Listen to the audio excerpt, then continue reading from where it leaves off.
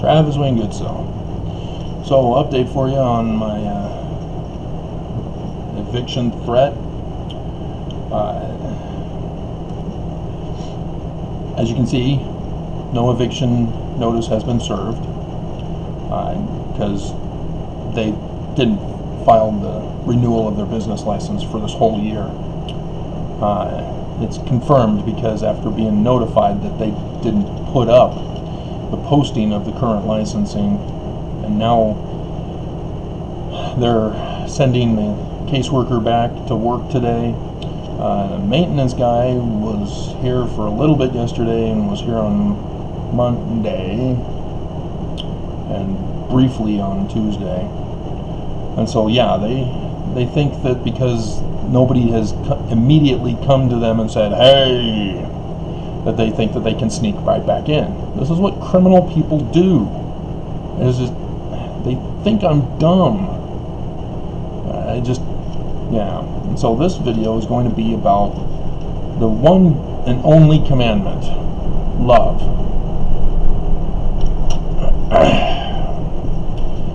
For Mormons, there's a confusion as to whether obedience to commandments is what literally has to be done in order to be saved in the afterlife. And then there are others who recognize, well, no, we're supposed to listen to the Spirit. And then you get people who say, well, there's a higher law, and then there's the carnal law. If the leaders of the church are not properly teaching the doctrines of the church, you get these problems. And as we are entering in the Exodus phase, this is the time where the parable of the 10 virgins comes into play. There were the 5 wise ones who had the oil in their lamps.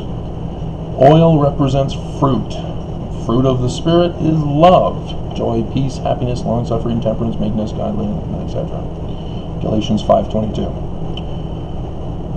And the foolish virgins were the ones who didn't have love. They didn't get the fruits of the Spirit, which is the olive oil symbolic representation. And you cannot enter into the wedding feast without love. And that's symbolic of the latter days. And so as I'm being treated with hate, as they're trying to get away with crime, to violate the law, to do it for as long as they can get away with it, they think that, well, the law hasn't slapped us on the wrist and punished us, so it's okay to do it. And this is what people do in regards to religion and the commandment of love. They think, well, you need a list of commandments for us to do or not do, and so that we can then know whether we're loving our neighbor or not. And in fact, what is our neighbor? Is it in the immediate vicinity on the block? Because can I have adultery with the neighbor on the next block? Because maybe that's not a neighbor. We need a specific law. People just don't get it. When you use written laws, you cause confusion. And that's what our government has done. We only have 3 laws. Allow all equally to have life, liberty, property. It's not complicated. It's very simple, but our government, our law books, just look at our law books. It's just outrageous. They specifically, and Republicans are most notorious for this, but during Trump, we were seeing Democrats trying to become like Republicans. Oh, we need a law to go specifically after Trump.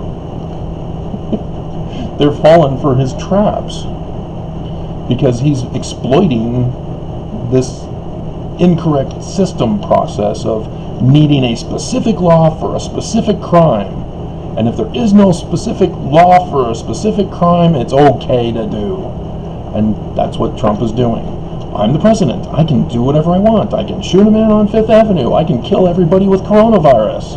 And nobody can punish me because I'm the president. And now I've got Bill Barr as my Attorney General. I can do whatever I want. And we can say that Russia's not a threat and say China's a threat. That's the current news thing here.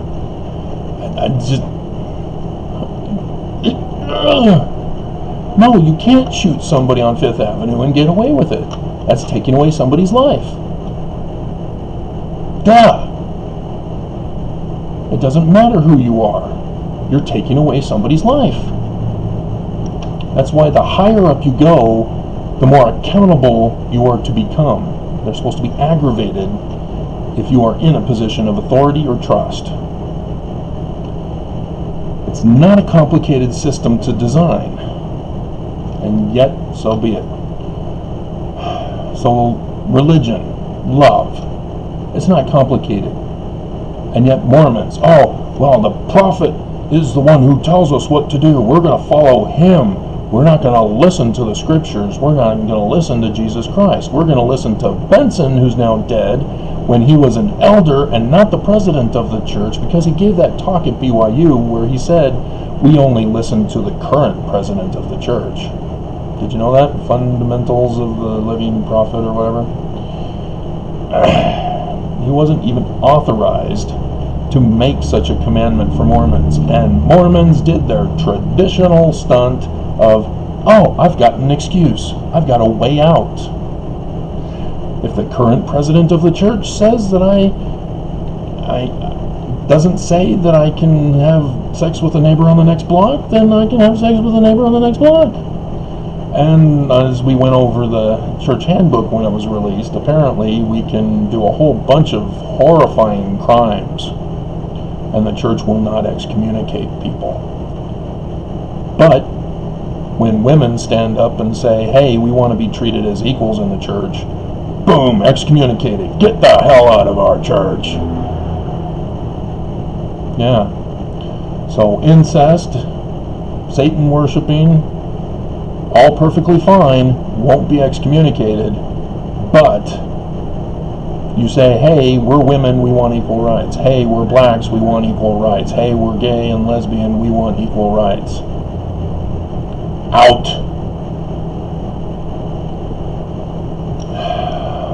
And how is that love? Of a God that you claim is love? How are you listening to such a God? And so, again, it has nothing to do with a bunch of written commandments. When Brigham Young turned the word of wisdom into written commandments, when he himself was violating them, he had the brothels, supplied it with the beer and the tobacco.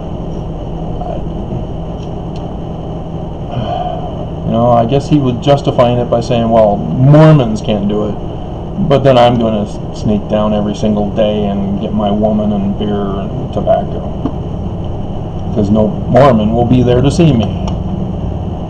It's like Mormons who go golfing on Sunday. There's nobody to tell it to, because if you tell it to somebody, then and you get a hole in one. If you tell somebody, nobody will. They'll instead, oh, you didn't go to church because you were golfing? Oh, they won't care about whether you got a hole in one. I messed up the joke, obviously. But, yeah. If a Mormon shoots a hole in one on the green on the Sabbath, does any Mormon hear it? Or hear about it? And so, yes, it's all about following the Spirit, not about a list of do's and don'ts. And this is how the wheat is separated from the chaff. The chaff is the husk around the wheat seed, kernel or whatever it's called, that needs to be separated because you don't want the chaff in your bread. And so a winnow is used to separate them. But by their fruits ye shall know them. That has application not just to identifying false prophets who try to give you a list of commandments rather than trying to help you in learning how to listen to the Spirit, follow its counsels, and produce love in the process of fulfilling the inspiration, revelation that you get. And this is the parable of the 10 virgins. The ones who were wise had the oil. That was the completion of the seed grown into an olive, and then Gethsemane pressed in the oil press, and produces the olive oil, just like the wheat sifted away from the chaff. And so when we look at the scriptures on what it takes to become a high priest, they say that requires a person to demonstrate righteousness. Righteousness and high priest are associated with each other because it's Zadok, Melchizedek. And let's see, is it Alma 12 or 13? Because one is for one and the other is for the other. Let's do 12. Men are judged by their beliefs. Bruce R. McConkie added that in. But yeah, if you have incorrect beliefs in dead seed, or thorn seed, or terror seed, or collecting the chaff rather than the wheat, it's not going to produce the desired outcome. And so when people die and they go before the Lord for judgment, and you say, Lord, Lord, have I not done many mighty works in your name? He says, I don't know you. What fruit from me have you had? Did you have? You don't have any of it. And so you don't get in. Those wise virgins get in because they were listening to the Spirit and produced the oil necessary to be there at the wedding feast. The foolish virgins did nothing. They may have been good people. They may have done great accomplishments in work or at church. They may have decorated the Relief Society lesson very well and read from the manual very well. But if you don't know how to listen to the Spirit and then act on it and then fulfill it, just like a recipe into the product that it's talking about making, that's the word, the action works, and the completed works. It's not a complicated doctrine. And unfortunately, Mormons attack when all they have is seed. They don't know if it's tare or if it's wheat. All they have is seed. And they go around telling everybody that their seed is fruit. And people just look at them and go, huh? And then they say, well, you just have to have a feeling that it's true. Yes, you do. That's what you say. I feel it is true. So what? Taste it. But you have to make it in order to taste it. Pumpkin seeds are different. You can bake those. You can put some little flavoring, seasoning, and such on them. Very good. But you still can't get those seeds until you produce the pumpkin in the first place. So you still have to do the work necessary. And so it's 13.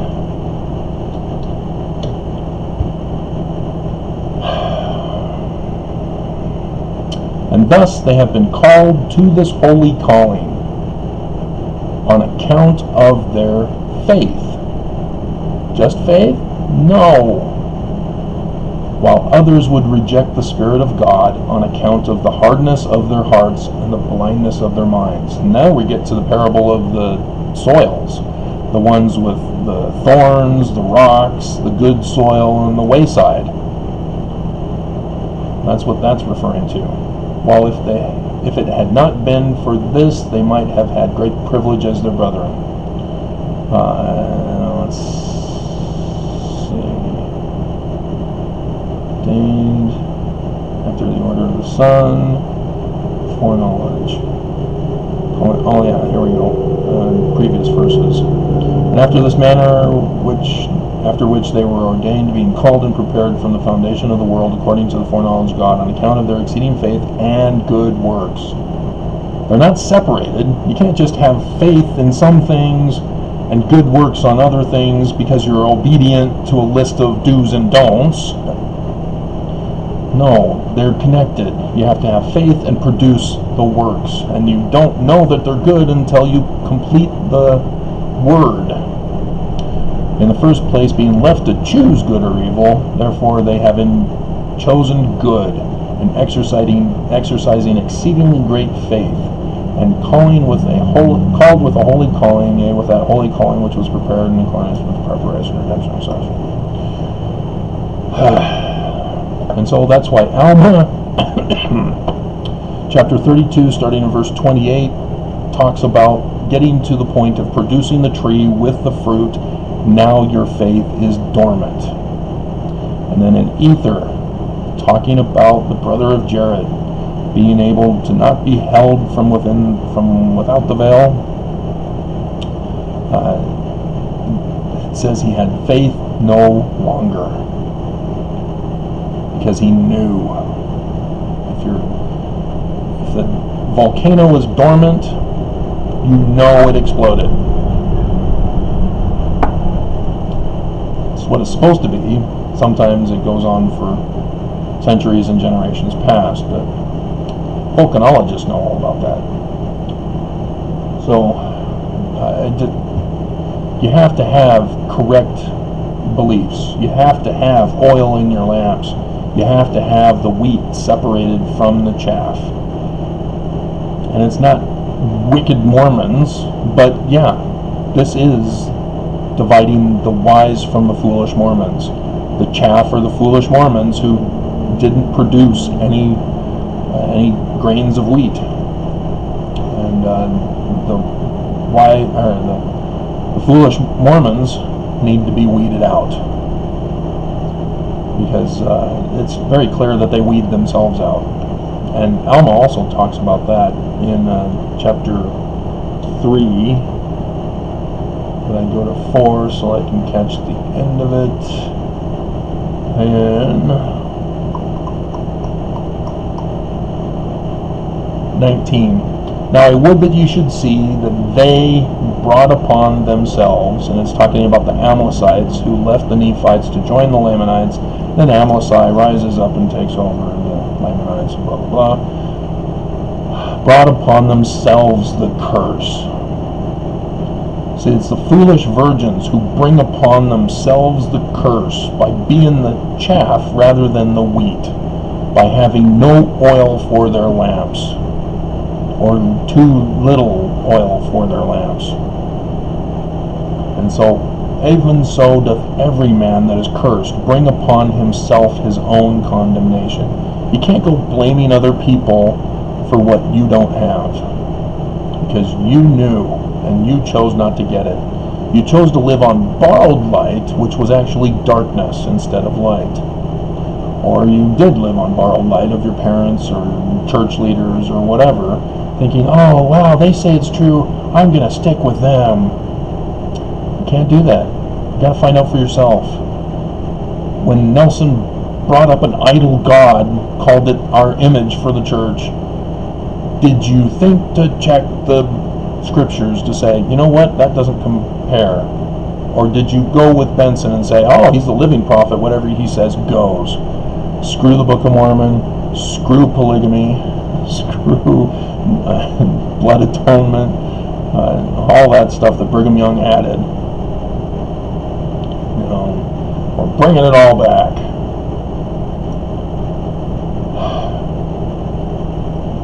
So, just love, guys. Just listen for the Spirit, follow it. It won't lead you astray as long as it's the Spirit and not another source. But you won't know until you complete the finished work and taste it. Just like the tree of life, just like a cake from a recipe, just like fruit from a tree, from a seed. It's the same pattern.